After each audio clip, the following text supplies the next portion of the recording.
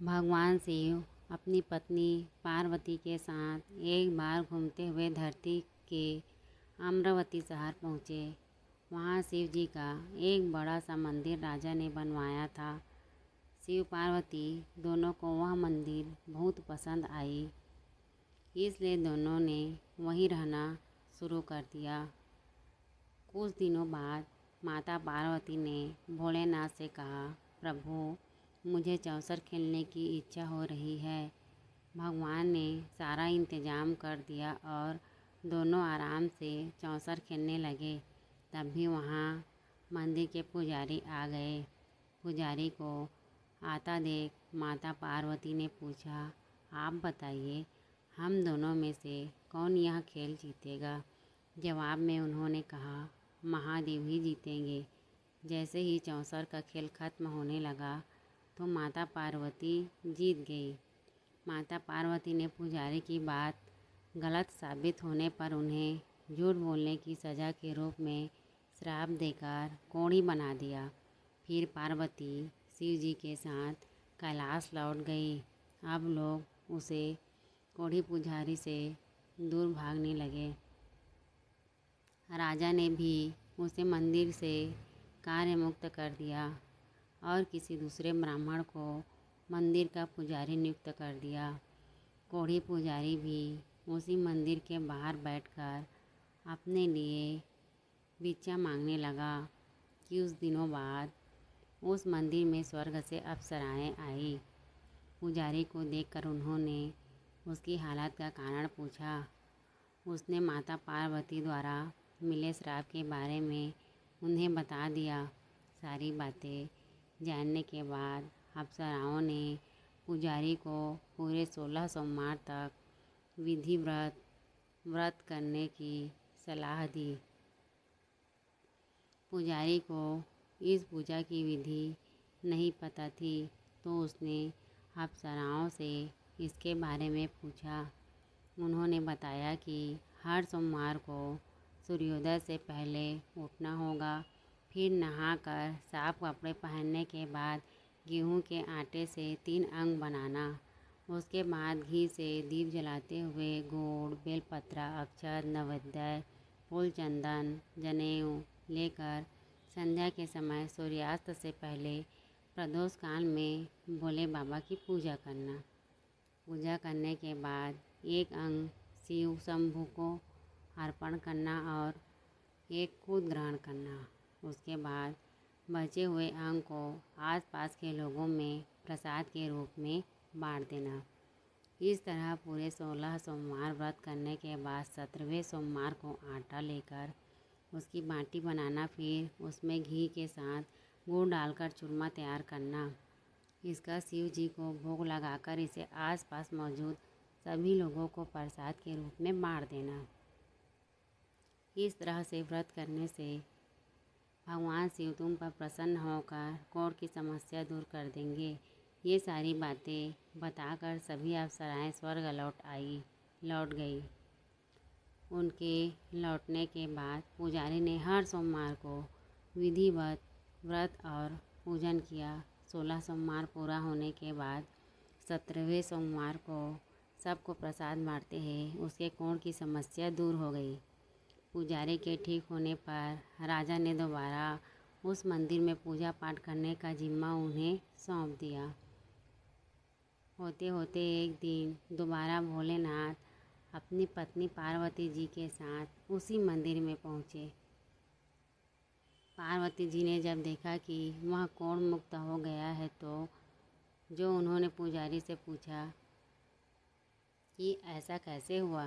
जवाब में पंडित ने उन्हें 16 सोमवार व्रत करने की अपनी कथा के बारे में बताया। पुजारी की बात सुनकर माता पार्वती काफ़ी खुश हुई। उन्होंने भी 16 सोमवार व्रत रखने की ठान ली। इसके लिए माता पार्वती ने पुजारी से पूरी विधि जानी और अपने नाराज बेटे कार्तिकेय को वापस पाने के लिए नियम से व्रत करने लगी। 17वें सोमवार को जब उन्होंने सबको प्रसाद बांटा तो उसके कुछ दिनों बाद ही कार्तिकेय लौट आए। उन्होंने माँ पार्वती के पास पहुंचकर पूछा, माता, अचानक कुछ हुआ कि मेरा सारा गुस्सा ही खत्म हो गया। क्या आपने कोई उपाय किया था? जवाब में माता पार्वती जी ने 16 सोमवार के व्रत की कथा सुनाई। यह सुनकर कार्तिकेय को भी 16 सोमवार व्रत करने का मन हुआ, क्योंकि वे अपने मित्र ब्रह्मदत्त के दूर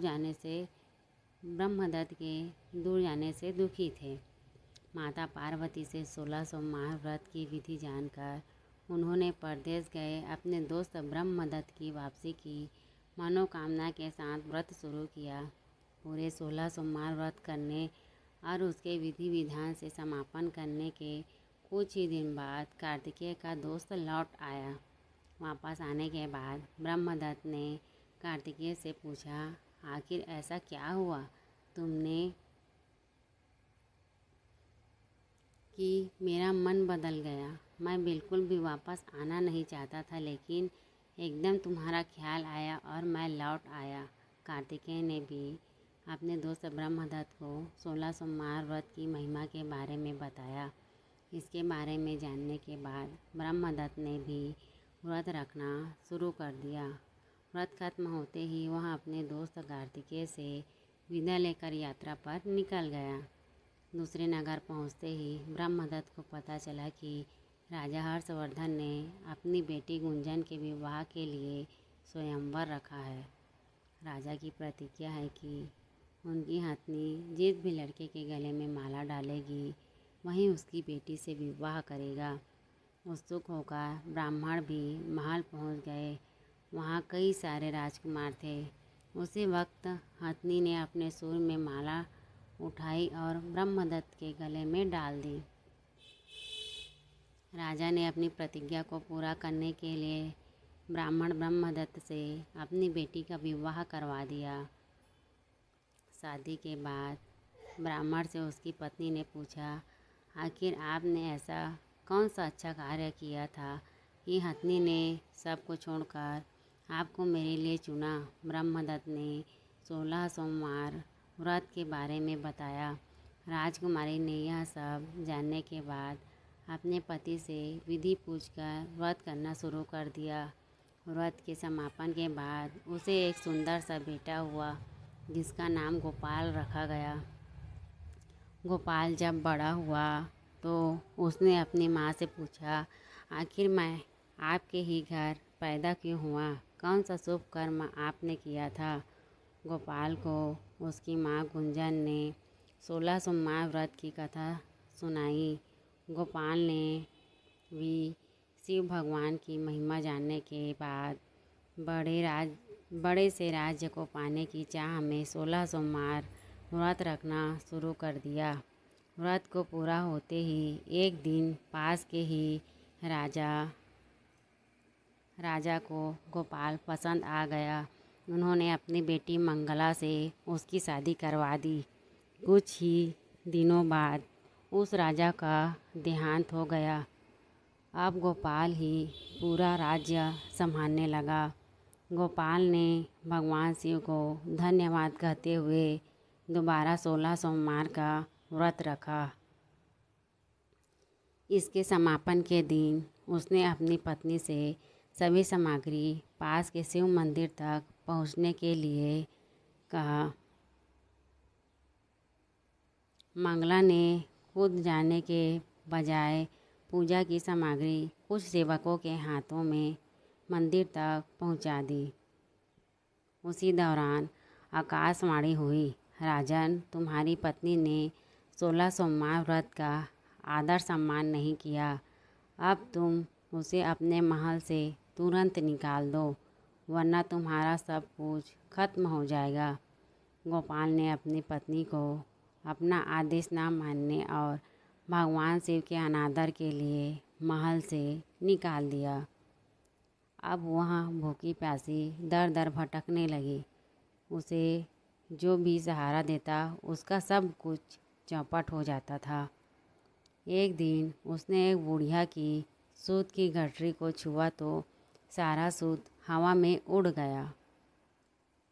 फिर उसे एक तेनाली ने रहने के लिए घर दिया। तो उसके सारे तेल के मटके खुद ब खुद टूटने लगे।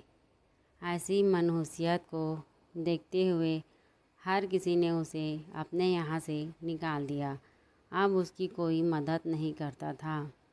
प्यास के मारे जब वो किसी नदी के पास पानी पीने के लिए पहुँचती तो वह नदी सूख जाती। फिर एक दिन वह जंगल में पेड़ के नीचे छाँव पाने के लिए बैठी। उसी वक्त वह पेड़ सूख गया। देखते ही देखते सारे हरे भरे पेड़ सूखने लगे। कुछ देर बाद वो एक तालाब में पहुंची। वहाँ का पानी जैसे ही उसने छुआ उस पर कीड़े पड़ गए। यह सब देखकर वह हैरान हो गई और उसी कीड़े मकोड़े वाले पानी को उसने पी लिया। भटकते भटकते एक दिन रानी पुजारी के पास पहुंची। उसे देखकर पुजारी समझ गया कि इसके साथ कुछ सही नहीं चल रहा है। उसने रानी को मंदिर में ही रहने की इजाज़त दे दी। रानी मंदिर में सब्जी या फल को हाथ लगाती तो वह सड़ जाते, आटे को छूती तो उसमें कीड़े पड़ने लगते, पानी में बदबू आने लग जाती। यह सब देखकर पुजारी ने कहा, लगता है तुमसे कोई बड़ा अपराध हुआ है, जिससे नाराज़ होकर देवताओं ने तुम्हें दंड दिया है। इस बात के जवाब में रानी ने पुजारी को शिव की पूजा करने के लिए सामग्री से जुड़ी पूरी कहानी बता दी। यह बात जानने के बाद पुजारी बोले, तुम कल से ही 16 सोमवार का व्रत करना शुरू करो। इससे प्रसन्न होकर भोलेनाथ तुम्हें माफ़ कर देंगे। पुजारी से 16 सोमवार की विधि समझने के बाद अगले ही सोमवार से रानी ने व्रत रखना शुरू कर दिया। पुजारी उसे हर सोमवार को व्रत कथा भी सुनाते थे। 17वें सोमवार को जैसे ही रानी ने अपने व्रत का समापन किया, वैसे ही राजा को अपनी पत्नी की याद आई। उन्होंने अपने सैनिकों को उसकी खोज में भेजा और घर वापस लाने का आदेश दिया। सैनिकों को जब पता चला कि वे मंदिर में रह रही है तो उन्होंने रानी को अपने साथ चलने की प्रार्थना की। तभी पुजारी वहां पहुंचे और सैनिकों को वापस महल लौटने के लिए कहा। राजा को जब पता चला कि उसकी पत्नी मंदिर में है तो वह उसे लेने के लिए वहां पहुंचे। उन्होंने पुजारी से माफ़ी मांगी और सब कुछ बताया। पुजारी ने भी कहा, यह सब भोले बाबा का प्रकोप था, आप अपनी पत्नी को ले जाइए। राजा और रानी के महल पहुंचते ही वहां खुशियां मनाई जाने लगी। खुशी के मारे राजा ने पूरे नगर में मिठाई बंटवाई और ब्राह्मण व निर्धनों को खूब दान किया। अब रानी महल में भगवान शिव की पूजा और 16 सोमवार का व्रत रखते हुए खुशी खुशी रहने लगी। इस कहानी के सीख, कहे गए कार्य को ठीक ढंग से करना चाहिए, खासकर पूजा अर्चना को, अन्यथा नकारात्मक परिणाम भुगतने पड़ सकते हैं। आपको हमारी वीडियो कैसी लगी कमेंट करके ज़रूर बताइए। साथ ही साथ हमारे वीडियो को लाइक करके चैनल को सब्सक्राइब कर ले ताकि आगे की आने वाली वीडियो आप तक पहुंच सके। धन्यवाद।